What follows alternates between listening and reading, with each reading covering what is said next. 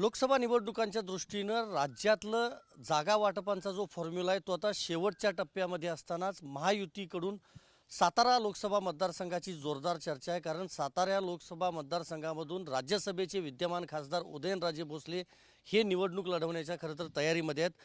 काल रात्री उशिरा त्यांनी उपमुख्यमंत्री देवेंद्र फडणवीस यांची भेट घेतली आणि त्यानंतर ते राजधानी दिल्लीमध्ये दाखल झाले आहेत। आपण पाहतोय पंडारा पार्क भागात हे त्यांचं शासकीय निवासस्थान आहे। खासदार उदयनराजे भोसले यांचं सध्या ते या निवासस्थानामध्ये आहेत, मात्र त्यांनी माध्यमांना प्रतिक्रिया द्यायला नकार दिलेला आहे। महत्त्वाचं हेच आहे की केंद्रीय गृहमंत्री अमित शाह यांची भेट खासदार उदयनराजे भोसले हे घेणार आहेत आणि या भेटीनंतर साताऱ्याच्या बाबतचा निर्णय आहे तो किंवा अंतिम फैसला जो आहे तो होणार आहे असं म्हणता येईल। महत्त्वाचं हेच आहे की खासदार उदयनराजे भोसले हे निवडणूक लढवण्यासाठी इच्छुक आहेत, पण भाजपकडून मार्फत लढवण्यास इच्छुक आहेत, म्हणजेच कमळ चिन्हावर। मात्र त्यांना राष्ट्रवादी काँग्रेस अजित पवार यांचा जो पक्ष आहे त्यांचं जे घड्याळ चिन्ह आहे या चिन्हावर निवडणूक लढवण्याचा खरं तर सल्ला देण्यात आला होता, मात्र उदयनराजे त्यासाठी तयार नाहीत। त्यामुळेच ते केंद्रीय नेतृत्वाची किंवा हायकमांडची भेट घेण्यासाठी राजधानी दिल्लीत दाखल झाले आहेत। कदाचित ही भेट उद्या होईल असं देखील सांगितलं जात आहे।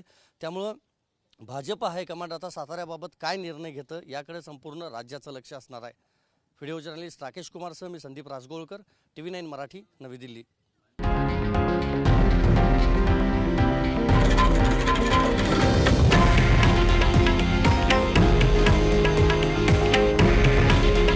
हे आहे देशातील नंबर 1 न्यूज नेटवर्क आणि आपण पाहत आहात TV9 मराठी।